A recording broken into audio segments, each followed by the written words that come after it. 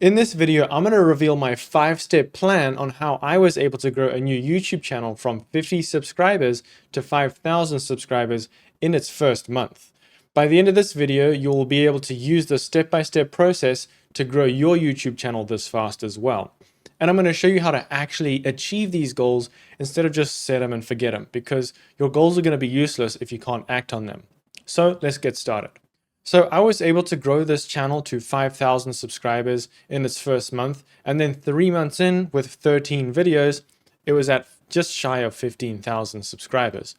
So how am I going to do this? Well, today's objectives are going to be super important to go over.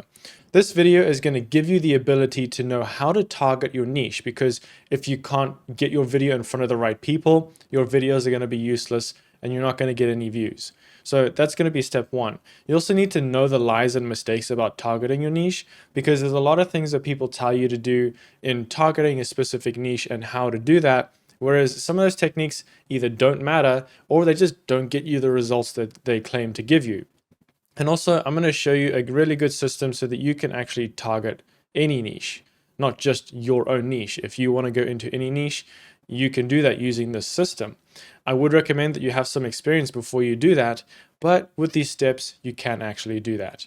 So there's going to be 5 steps to this, and I've got essentially a blueprint step. The first one is going to be ideation. Now, your idea for the video is going to be extremely important. It's going to be the foundation to your video and, in fact, your channel. So make sure you do this before you even start the channel. If you've already started your YouTube channel, that's okay. Make sure you do these processes so that you actually get your channel targeted and you get your audience targeted the right way. So how do you know if people are actually going to watch your videos within your topic? So there's going to be a few ideas here. One, you can watch my other video on how I find video ideas for YouTube. Those are basically viral ideas and how I use that process. And I'll link that at the end of this video and in the top right in the cards that way. But you are going to have some tools that can essentially get you further in the game, give you a better understanding of how to actually find these videos. So research tools that I like to use is vidIQ. I use the premium feature, which is really great because you can actually find similar keywords that are related to your niche. Keywords everywhere, I've also mentioned in the past. It's a super useful tool. And again, that video over there will also show you more about what you can do with those tools and how to use them. Now, the second step to this is going to be addressing a pain point, because if you can't address a problem that your audience has within the niche, then you're not going to be successful. You're not going to find a good idea. You're not going to get views on your video. I mean, you probably could in other ways, because there might be some other things you can address. But if you're going to address a pain point for your audience, then your videos are going to be so much more successful. So what does that look like? Well, if we scroll down here, you can see that addressing a pain point can actually be pretty simple.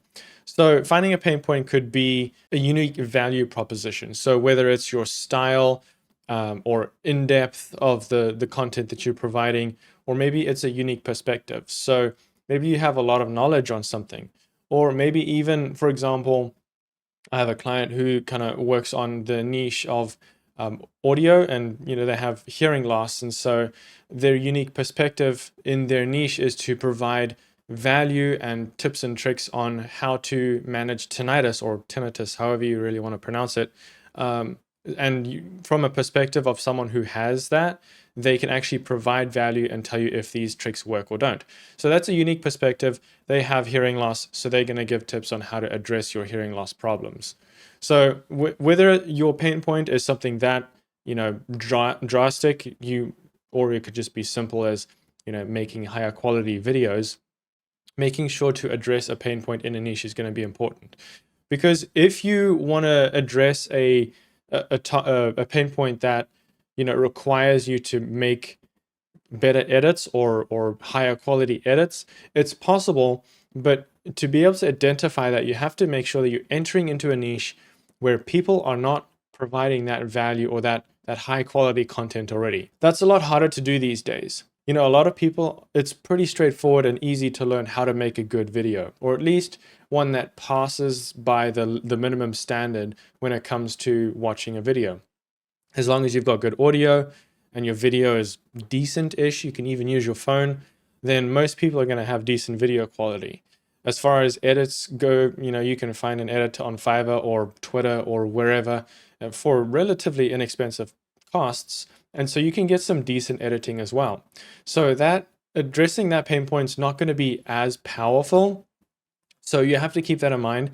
And one thing I would recommend is to not focus on that pain point alone, because if you're going to create high effort content, you're going to be spending so much of your time creating these videos, especially if you're new to making videos. Taking a long time to create one video as opposed to spending less time on 10 videos is not going to be as beneficial. So if you spend more time on one video, you're not going to be using your time as well as you should, because you're not going to be taking that process to learn what it takes from start to finish on a video. So if you learn how to do 2 hours instead of 10 hours on 10 videos, you're going through 10 videos and learning so much rather than just, spending 20 hours on one video, and you're not going to learn as much. So I would recommend doing low effort content while still finding ways to provide value. It'll give you the foundation to be able to grow your channel faster. It'll give your YouTube channel, the algorithm, more data to go off of so that it knows who to recommend that content to. So the more content, the better, especially starting out. So that's going to be a super key foundation to starting a new YouTube channel. Number 3 is find a gap in the market. Now, how do you find a gap in the market, and what does that really mean? So finding a gap in the market can be pretty straightforward. Ultimately, find an idea that people are not creating content towards. I'll give you an example, and I can't quite reveal the niche of this channel because it is a client's channel and it is very, very new, and they're skyrocketing in views. They're getting about 4 million views a month within their first 3 months, and they're up to $8,000 a month in their second month. So we know that we have an idea that works. Now, how do you do that? Because we found out that people are, one, not addressing the quality of the content. So the editing isn't as good as it could be. It's a bit sloppy, and there's a lot of mistakes. 2, we could tell that the content is written by AI, or a lot of the content is already written by AI. And if it's written by a person, it isn't done very well. And number 3, there was actually a sub niche within that niche that no one was making videos for. So if you can find, more than one of those gaps in the market, you're going to have a channel that's set up for success. Now, trying to find a unique idea is going to be very hard. Chances are that someone's already thought of your idea, so it's probably not going to be a unique one. So the idea is to either go into a sub niche. So if you're talking about Roblox gaming, try find something more specific within that niche. Now, I obviously don't know Roblox very well, so I couldn't give you an example of what a sub niche would be for that. But try find something that people are searching for less, but it is not quite part of the bigger overall niche. Like it's a more core audience to that niche. So that's going to be super helpful. And number 2 is ultimately, and it's probably going to be one of the best options, is to combine ideas from multiple niches. So if you can combine a idea from one niche that has, let's say, high quality edits, and another one that has an extensive amount of research for your videos. Now, this is obviously could be a lot more work. So you got to balance that, especially starting out. Maybe you got to put in a little bit less effort and a little bit less time to be able to get more videos out so that you can actually give the algorithm some content and data to work with. And then, further down the road, you can start adding more work on and increasing the value and the quality of the content. That can work too. So that moves on to step number 4 is, just make better videos than a competition. This doesn't necessarily just mean better videos as far as like edits, like adding all these transitions and flashes. Sometimes it could just be storytelling rather than just all these transitions. Adding a transition is great, but if you can really learn how to tell a story and understand the psychology behind what is good editing, then definitely do that. Because what we have in our SOPs, standard operating procedures for our editors and writers and everything, is a very, very specific way on how we write and edit. So, for example, our writers write out every single little thing and include timestamps if we play a clip or a source or whatever it might be. In the script, we even include play this time to this time code from this link. And we're that specific. You know, some people might say in a gaming montage, play a montage of some of my best moments, you know, blah, blah, blah. Like that's, you know, you could do that, but the editor is just going to slap together things he thinks is going to work. But if you actually provide a story arc and reasons why you actually cut from one to the other and a full layout of what you're going to be doing, it's going to be a whole lot better, especially if you have good storytelling skills. That's just going to come with time. So you've just got to get practice on that. So how do you make better quality videos than the competition? Ultimately, making higher quality videos is, like I mentioned, going to be a bit of a drawback at the same time, because you're going to be spending more time on a video. It's not going to be as viable to be able to create as much content as possible. Unique knowledge and perspective is obviously also going to help you create better and more unique content to the competition. Obviously, great value as far as like the content and the transformative content that is in that video so providing value is going to be a huge part of standing out. But at the same time, if you don't have the knowledge that you think you need in order to teach that topic and look like a professional, then don't, because an audience is going to be able to tell if you don't know your audience as well as your topic as well as you should. So bear that in mind. They'll be able to tell if you don't know what you're talking about. Creating engaging content that, you know, depends on what niche you're in. Sometimes it might not work, sometimes it will, but you can create call to actions in your content, refer to things in the description.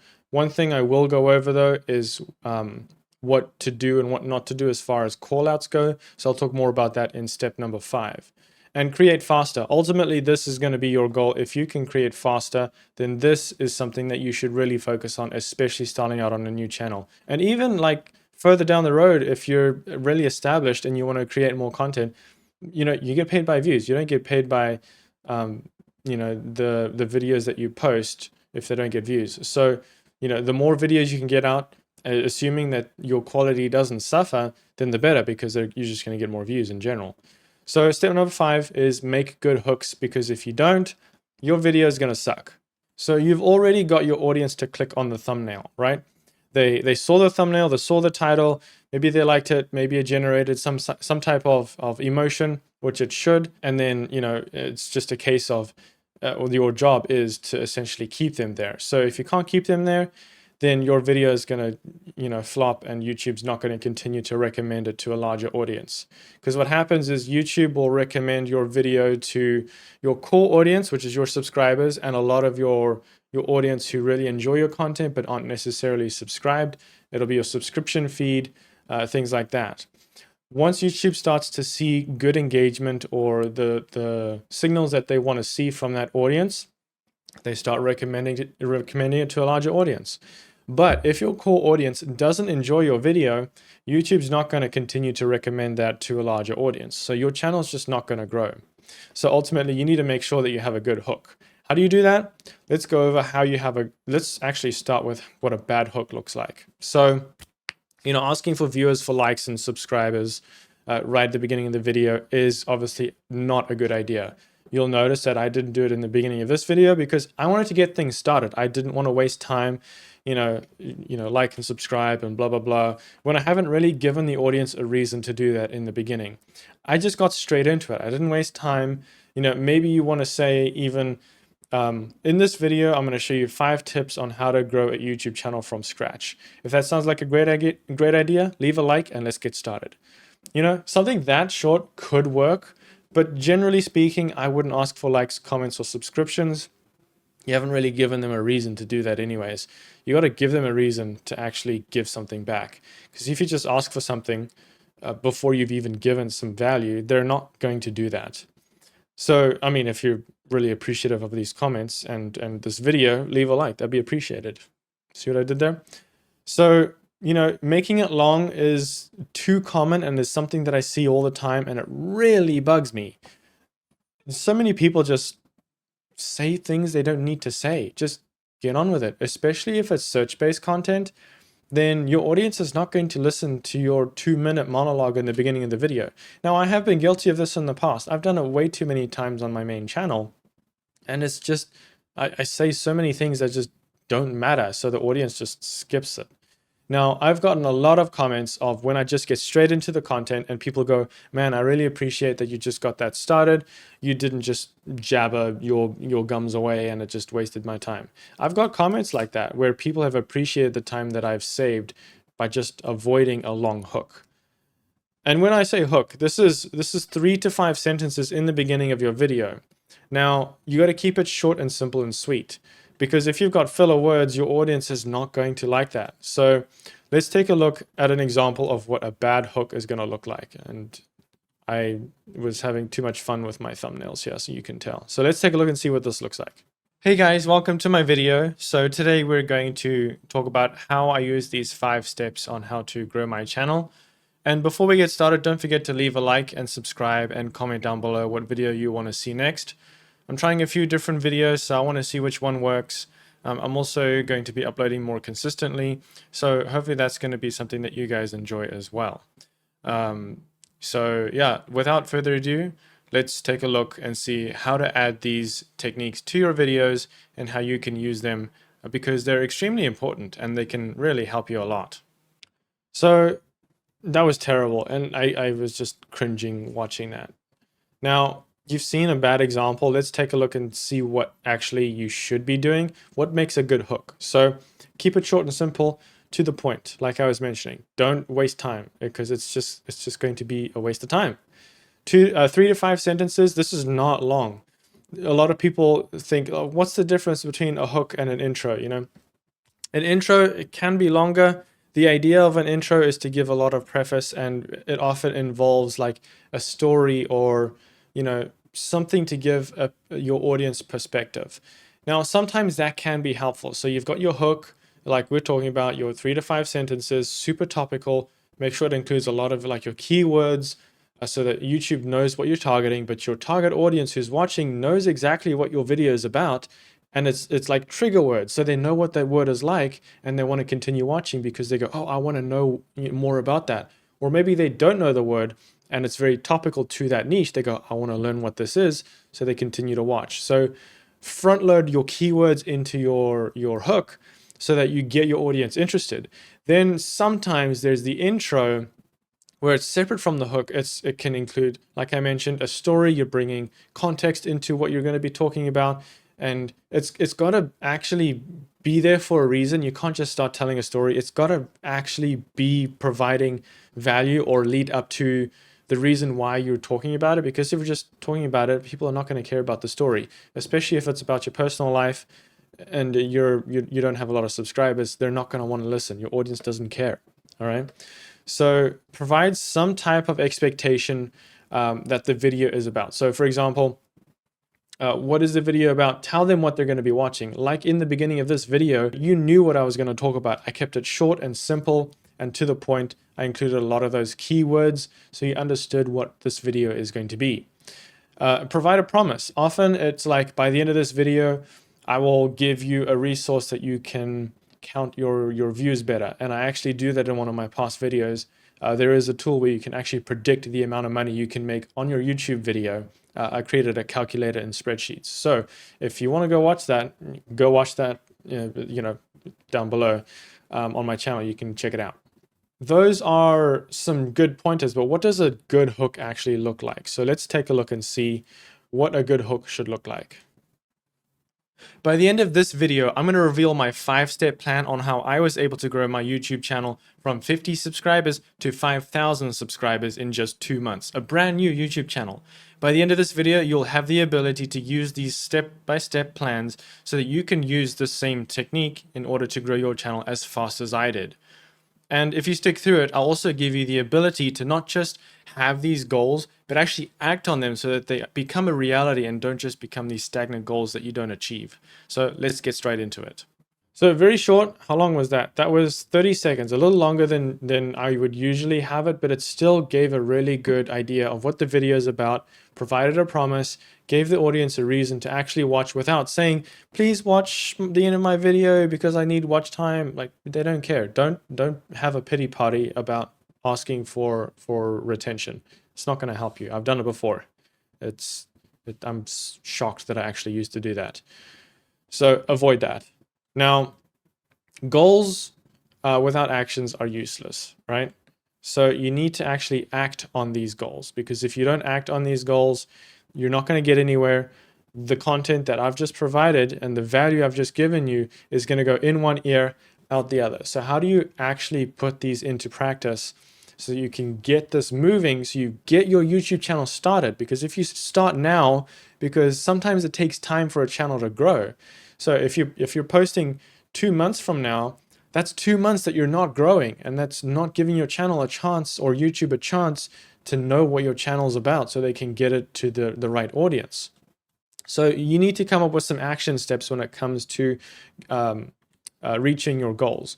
So follow the 5 steps that I provided in this video that can help you come up with the ideas and actually target the correct audience for your videos.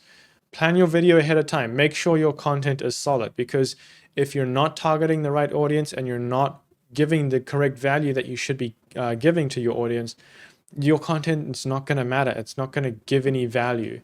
So I do have a video on how to actually do a lot of these tricks so that you can actually find viral ideas for your channel, because without these ideas, your channel is not going to mean anything. So go check it out. It's going to give you some really valuable content on how you're able to find these video ideas so you can actually get a successful YouTube channel. I'll see you there. Thanks for watching.